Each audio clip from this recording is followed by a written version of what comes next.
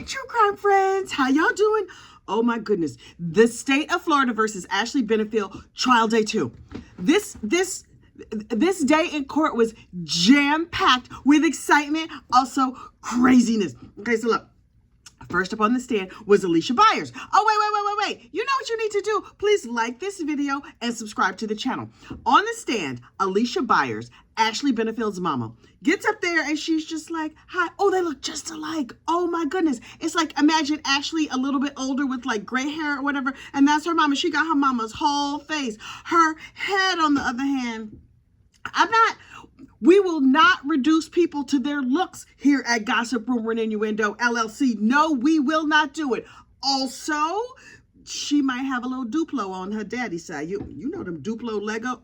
Google Duplo. Anyway, you're going to see what her daddy is. Anyway, so Miss Byers got up on the stand and she was just like, Ashley was a sweet, wonderful girl. Doug was terrible. And I was like, yeah, because you're her mama. Of course you're going to say that. Okay, we get it. Fine. And then the mother said, wait. The mother said, she actually never told me what happened.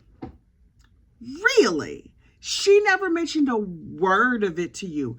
Your mother, the two of you are very, very close. You love your daughter, which is understandable. That would not go down in my house. And I'm telling you right now, I don't think it went down in their house. But she got on the stand and said it didn't happen. I believe she a liar, but okay, whatever. That's just my opinion. And then Miss Alicia said something very interesting to me. She said, she admitted, yes, Ashley went and practiced shooting over at the shooting range with the neighbor next door. Mr. Underwear Gun next door, the dude who had a gun in every room and one in every back pocket. He taught Ashley how to shoot. He helped teach Ashley how to like steady the gun and hold her Duplo head straight so she could hit a target. Oh, okay. This is all coming into focus for me now. Okay, great. But the mama was on and off the stand in 2 hot seconds. So I was like, okay. And next they had Dr. Barbara Russell. And I was like, oh, this must be her therapist. No, it's her friend. Okay, some people got friends that are therapists. Therapists are entitled to friends. Great. Only Ashley, after the unfortunate unaliving, went to live with her therapist and her family for 8 months. Who lives with their therapist for 8 months? What therapist allows a client to move into their home? What is happening in this case? I don't understand. Also, how come Ashley has not had her own apartment? Has she ever lived in her own place? I understand she was 23 years old when all this happened, and now she's in her 30s or whatever. Okay, that's great. But this is what I'm trying to understand. Was Ashley a grifter? Did Ashley ever have a job? Was she employed? Was she self-supporting through her own contributions? I'm trying to figure it out because we see she went from her mama's house to living at Doug's house. And when she left Doug's house, she went back to her mama's house. And when she couldn't live at her mama's house no more, she went to her therapist's house. Ashley, where's your apartment, girl? Look, quiet as it's kept, she might be about to have one down there in the state of Florida. They're going to provide her free room and board. Possibly. Anyway, so she went to live with her therapist, and her therapist friend was like, she never mentioned what happened. Lies. Anyway, okay, maybe she didn't. I personally don't believe it, but okay, maybe she didn't. I'm not calling her a liar. I'm just saying she has ways likened to that of a liar. Okay, fine. So next up on this, and the therapist was like, her face was swollen and it was terrible and I hate Doug. I'm sorry, did I say that out loud? I mean, she didn't say she hate Doug, but obviously she did not like Doug because she let this hysterical bag of mess live with her for 8 months. Okay, cool. Then Lieutenant Dan Dickerson gets on the stand. Police officers. Now look, my daddy was a police officer. And I'm like, I try to give our law enforcement friends some grace because they have a very hard job. It's a job I would not want to do. But some of them, I'm like, when you talk, I'm not entirely convinced that you're giving me the full color of the situation. He's like, I did not arrest Ashley on the day of this event. And I was like, okay. I'm going to believe you did not arrest her. And they were like, right. Did you put her in handcuffs in the back of a police car with them doors that don't open from the inside and there's a cage? So you locked her in a cage while handcuffed, but she was not arrested. Sir, that math ain't mathin'. I'm just, That's not how, maybe she was not technically under arrest, but she was under arrest. Arrest means to stop. She was stopped. You had her locked in a cage with she was handcuffed. Okay, but she was not arrested. Great. So, Child Protective Services came down and they were like, okay, you have unfortunately unalived this girl's daddy. He dead over here on the floor. So we're going to have people come in and ask questions and see, where the baby's going to go and all of this. The child's only 2 at the time. And so they were like, was she cooperative? And they were, no. She's like, I am not cooperating with Child Protective Services. Huh. Okay. Something tell me that's probably not going to go good for you, but okay. Ultimately, she answered most of the questions, but okay. Both sides in this story, the more this trial goes on, I'm like, so everybody is shady in this. Everybody. There's kind of nobody to root for except for the little girl, Emerson. But okay. And then Doug, the dearly departed, his attorney took the stand. First of all, picture it. Bradenton, Florida, bright pink suit, gorgeous cut and color, makeup, everything is on point. This lady is walking perfection visually. I don't know what her personality or nothing is like, although we got a little taste of it there on the stand. She was having none of nobody's mess. So she answered the questions and she was like, yes, Doug was a delight. He was wonderful to work with. His bills all got paid right on time. He was a good client. I was trying to help him out. And I was like, okay. She's like, I'm a family law attorney and I always do the right thing and I know very legally law stuff. And I was like, okay. She was very cooperative with the prosecution. It was clear she had no love lost whatsoever for Ashley and her attorney.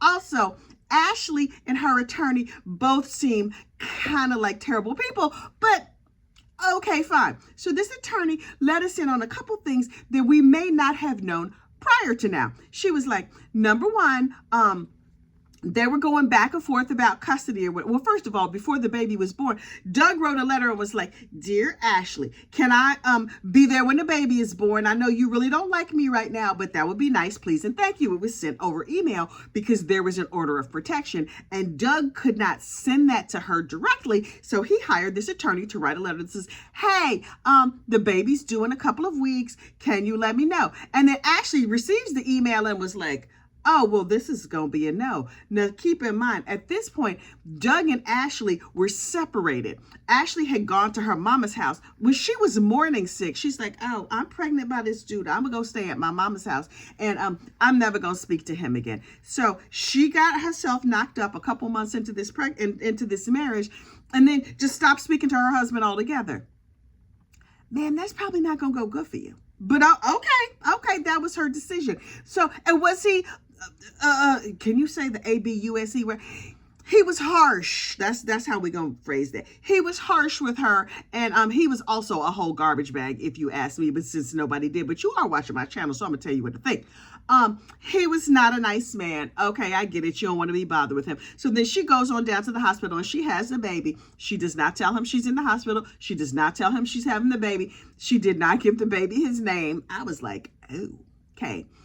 You a married lady and you gave the baby somebody else's name. Okay. She didn't give the baby her maiden name. She didn't give the baby Doug's name. She gave the baby her grandfather's last name. So it was Emerson. I think her middle name was Grace, something like that. And then some other last name, Catan, I think. That's her grandfather's last name. Girl. Okay. Okay. That is her choice. And so the lawyer was like, we found out through the court system that the baby was born and Doug didn't know until the baby was 6 weeks old. The shade. So, the lawyer was like, so we just started, doing everything we needed to do to make sure that they could get some visitation and whatever. Meanwhile, Ashley, now Doug was living up in Maryland or someplace else. Ashley was just like, he's terrible. I think he's trying to poison me. He's trying to poison the baby. I have heavy metals. He's terrible. Now listen, do I think Doug was terrible? Yeah. Do I think he was trying to poison her? No. I think they were both terrible, and her craziness took the form of I'm being persecuted, and his crazy took the form of I just want to love you. I just want to control you. You're 30 years younger than me. Obviously, you should be doing what I say because I'm old enough to be your daddy, but okay, she's not really falling into line like that. So I'm like, okay. So the lawyer brings out on the stand The baby gets a weird name, and then they had to go to court for like a domestic violence back and forth, also to figure out who was going to have like visitation and spend time with the baby. Okay, so they go to court, and in court, Doug acknowledges, yes, I did a very terrible thing. I did punch a hole in the wall, and I did fire a pew-pew into the ceiling, making I'm not saying it was a bullet hole. It was a hole with a shape like a bullet. And I punched out the dog. Sir, you lost me at the animal cruelty. Now, you should not have human cruelty either, but humans sometimes say stuff and maybe your buttons get pushed. That is no excuse whatsoever. But you can almost understand how a human interaction might escalate. But this dog was minding its own business. Nobody said he was being attacked by the dog. He punched out the dog. I cannot get over it. I refuse to get over it. I will never get over the fact that he acknowledged in court that he punched out the dog and then he was like, oops, I'm sorry. Okay, garbage bag. So he's a whole garbage bag who punches dogs. And then Ashley was just like, I need a restraining order because there is heavy metals in my system, and they tested her blood and her hair and everything else, and there was no heavy metals. It was some heavy delusion in her brain. But she's like, I think he's doing terrible things to me and terrible things to the baby. Ma'am, he has not even seen the baby. What are you talking about? So they were like, okay, the judge was like, okay, there's no grounds for like these mutual restraining orders. So let's start a parenting plan where you can start visiting each other back and forth and Doug can get to know his baby. Crazy. And she was like, okay. So the lawyer was like, look, this heifer is clearly out of her mind. I'm going to ride with you. So they meet in the sheriff's office parking lot, and he's going to get to lay eyes on his baby for the very first time when the baby is 6 months old. That's nuts, but okay. So they pull up, and the lawyer and Doug pull up in their car, and Ashley pulls up in her car, and they get it. Oh, there's Ashley. They get out of the car, and Ashley opens her mouth and says, "What, are you dating her? Don't you remember her from court? That face don't look familiar to you from court? Also, why do you care? You should pray that he is dating somebody else so he can leave you alone. You talk about how obsessed he is with you, but now you mad he's dating somebody else? Listen, I've had a crazy ex or two in my day, and when they started dating somebody else, I was like, oh, praise God. Sometimes the garbage takes itself out. It just goes right on away, and you don't have to worry about it.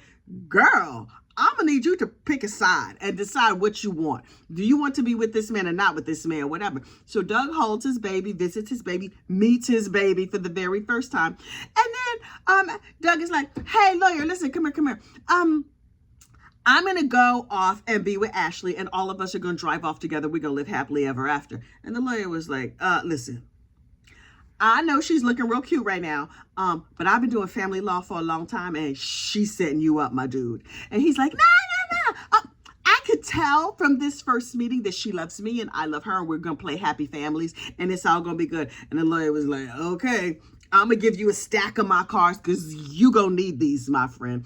Also, she should have slipped in a mortuary car because that was going to be needed too, but she didn't know that at the time. And for the next 11 months, it was peace.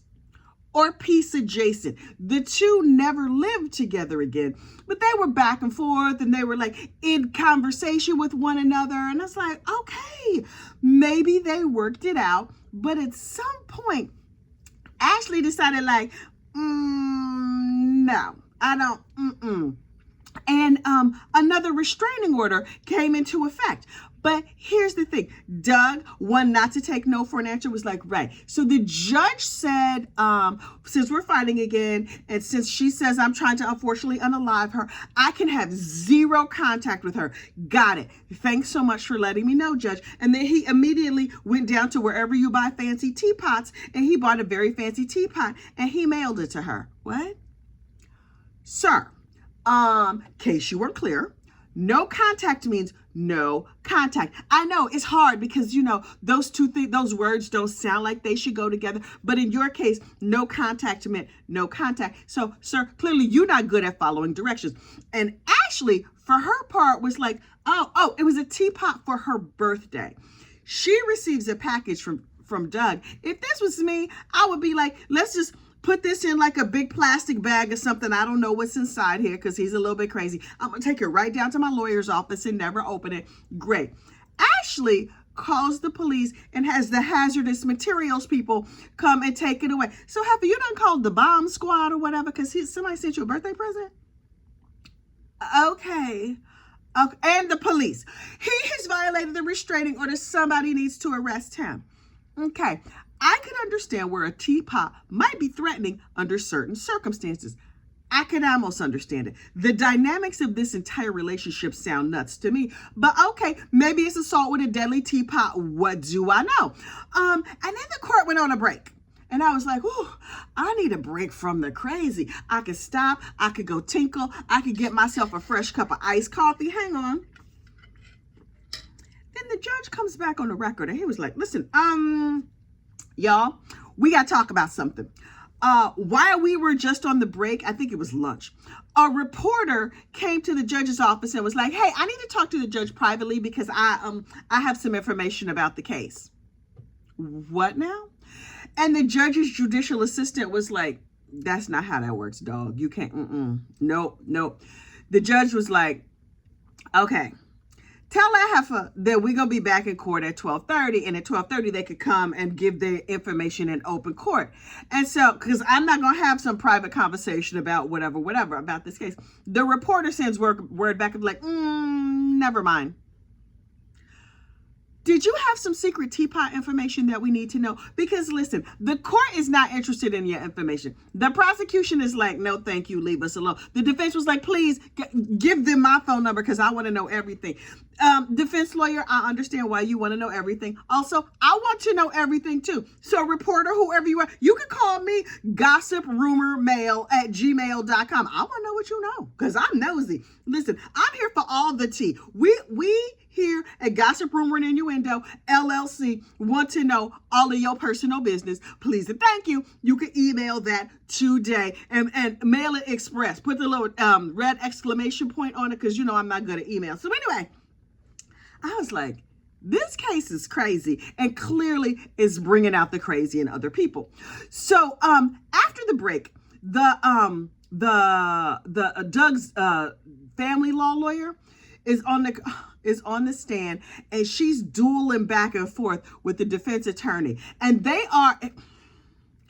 the defense attorney and this family law lawyer are just like sniping at each other. I loved it. It was crazy. She was correcting him. She was like, no, you have those dates wrong. No, that's not what happened. And the prosecution was like, we don't even need to object because she is making quick work of him 1, 2, 3. And so finally, the defense attorney sits down and is like, is she released from her subpoena? And the prosecution is like, yeah, we're all done. The defense is like, we do not release her. This attorney, who knows the legally law stuff, was like, Your Honor, he never sent me a subpoena, so I'm going to consider myself released. I was like, oh, Jesus, she not playing with you. And the judge was like, okay, nice try. That's not how that works. You are still not released because if either one of them subpoenaed you, then you still under subpoena. And she was like, okay, thank you so much. And she took her little handbag and she toddled on the way. And I was like, okay, now look. I was watching this over with the Recovery Addict, live streaming this trial, and Recovery Addict has like a little insider in the court, a lady named Jules, and Jules said that during the back and forth between the attorney and between the family law attorney and the defense attorney, there is a whole bunch of ladies on the jury, like older ladies. The older ladies were having none of it. They were just like, You know, they was probably like, where'd she get them heels from? That's the wrong color for court. I can't believe she's wearing that much makeup, although her highlights are on point. Anyway, so I was like, oh, okay. That might have gone good, but it might have not gone good in the eyes of the jury. Okay, we just gonna keep rolling along and see how it goes. And then this other cop gets up from the Child Protective Bureau or the Domestic Violence Bureau. And he's just like, yeah, I talked to Ashley after Teapot Gate, where he sent her that maybe deadly, maybe innocuous teapot. She called me 20 to 30 times, like a couple times a week, like, arrest him, arrest him, arrest him. And the cop was like, look, this cop was every cop you ever met. Kind of not in the good way. He just was just like, look, I am the law. I'm going to do what I want to do, and I will not be told what to do. And I was like, okay, which is great when that cop is on your side, but when that cop, listen, we all know this police officer. Anyway, he was just like, yeah, she kept calling me and she was ranting and raving. And then Ashley, girl, you made a mistake when dealing with officer. I don't have time for your mess.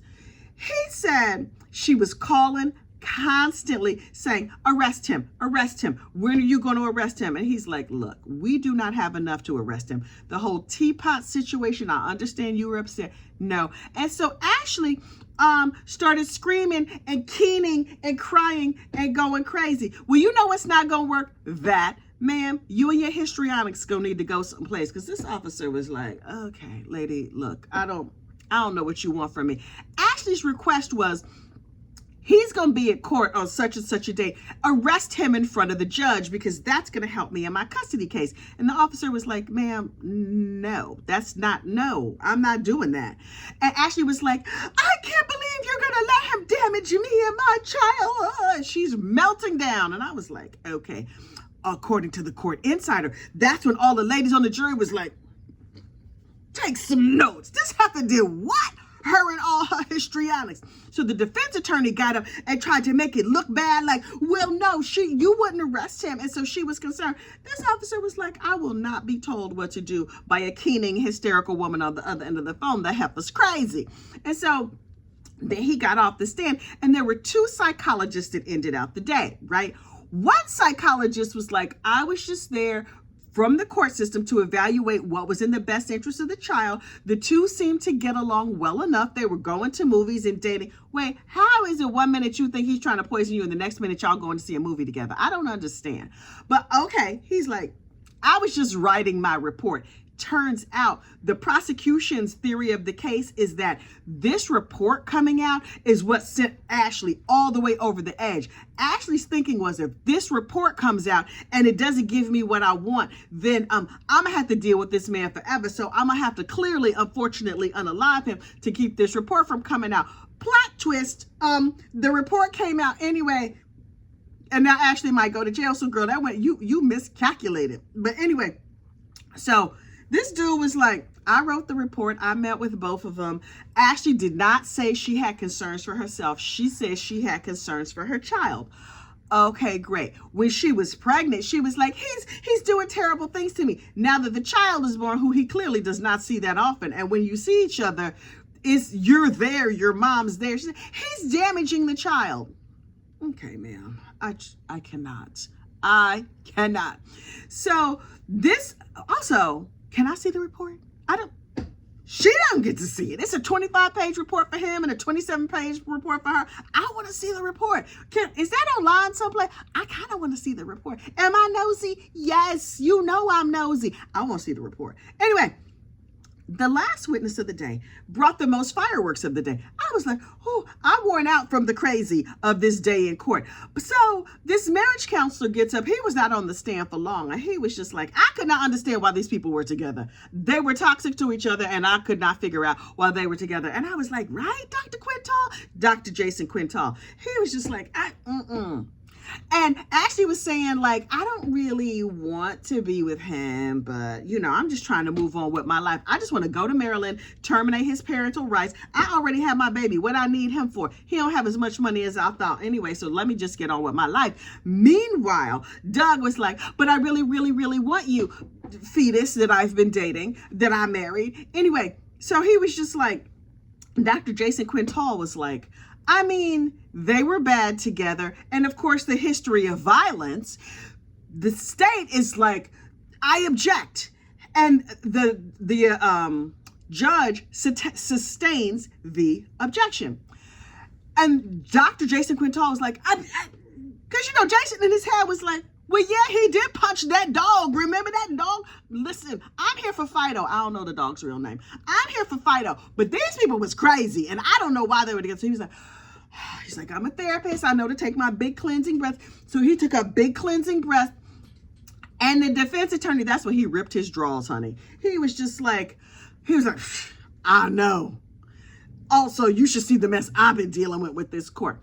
The judge was none too pleased with the defense attorney's response. Please stop, dog. You better get your whole act together. Anyway, now she's sitting under my desk growling. I don't know if you can hear that. Anyway, apparently she was upset with this attorney too. So immediately the judge was like, jury, please get out of here. I was like, It's like in the Old West. The lid to the piano comes down. You got to hold onto your hat and run out the door. And he was just like, Dr. Quintal, you are excused from the stand. I need to talk to this ignorant Mama Luke over here. I was like, whoa. Ruh-roh-roarge, we in trouble. So the judge looking over his glasses. You know when the judge is looking over his glasses, you in trouble. You in big trouble. He says to the attorney, I was like, you know, I was leaning in. I was like, oh, I'm about to see this beating. I need to see this right here with my own two eyes. I was writing. I put my pen down. I was like, I don't want to miss nothing. So the judge said, do you have anything to say to me? Attorney, here's your little pro tip for you. Anytime anybody says to you, do you have anything to say to me? I don't care if you know what you did or not. The automatic response to that is, I'm sorry. You don't have to know what you're apologizing for. You just need to show humility and contrition. This attorney was like, I don't know what I did, but I can tell I'm about to catch a whooping. And I was just like, you are correct, sir. So the judge was like, never in all my days, blah, blah, blah. He gave a whole little speech. It was basically, he had the, I know you did not. He had on his full half a what face. But what he said was, I understand that you do not agree, blah, blah, blah. A bunch of legal words. He went disappointed dad. He was just like, I'm not angry. I'm disappointed that you have got up here and showed your whole entire ass in my courtroom. Now, what you're not going to do is disrespect me and disrespect this jury. And he said a whole bunch of words. And the judge was like, okay, I'm sorry. Meanwhile, our court insider says that Ashley, her big Duplo eyes bugged out of her head, and she was talking to the paralegal like, what do we got? He's going to lose me this case. Yes, I have histrionics all the time, but my lawyer is not supposed to have histrionics. My lawyer should not be getting spanked on the record, which is exactly what happened. And then the court day ended shortly after that. And I was like, okay, I don't know what's going to happen next. You know what I'm going to be doing? I'm going to be watching real close because all these people are crazy. Every single day, this case has brought fireworks. Also, the paralegal for the defense team. Now, look, there was a big back and forth in pretrial motions about this paralegal. First of all, a good paralegal is worth their weight in gold. Paralegals are no joke. I know some paralegals. I've worked with paralegals in the past. A good paralegal can be as good as, sometimes better than your lawyer, because they know all the things. They know all the papers. They know all the laws. They know everything. And the paralegal is kind of like co-counsel. So this lawyer, this defense lawyer, gets up and asks all his questions and does all his things, and then goes and consults with his paralegal. Now, the prosecution team had said, no, Mr. O'Keefe, that paralegal, cannot sit at the legal table because he's not a lawyer, and under the state of Florida law, whatever, you can't do that. The attorney was like, but I need my paralegal. He's like, okay, can we set up a little TV tray for him so he can have just like a little portable table sitting right here so he can be close to me because he's my emotional support paralegal? And the judge was like, okay, like a snack table, like you have a TV dinner on. And the lawyer was like, yes. I saw Mr. O'Keefe's snack table. It was a full-size table. Now, we have spotted this lie. I personally have been keeping a keen eye on Mr. Keith, who seems very smart and very together and has all his ducks in a row. And yesterday, when Ashley's big old Duplo eyes were blinking real hard because her lawyer was getting spanked in court, she turned around and was seeking comfort and counsel from Mr. O'Keefe. How come Mr. O'Keefe is not trying this case? Mr. O'Keefe, you should go to law school. That's just me. That's the gospel according to Kathy. Anyway, so we're going to see what happens today. Will the defense attorney come and have his whole act together? Will Ashley calm down? How will she wear her hair? These are the things I really, really care about. Does it matter to the case? No, not at all. But I think it's better when she wears it down. Even the little twist on one side, I don't like that. She needs to wear it straight down. Maybe a little more makeup. Although it kind of doesn't matter what kind of makeup she wears. I don't care. Because I think she's a terrible person. I just like making fun of the squareness of her head. Does that make me a bad person? Probably. But I'll take that. Listen, in the meantime, you have a great, safe day. Like the video, subscribe to the channel, and I will see you tomorrow. Bye.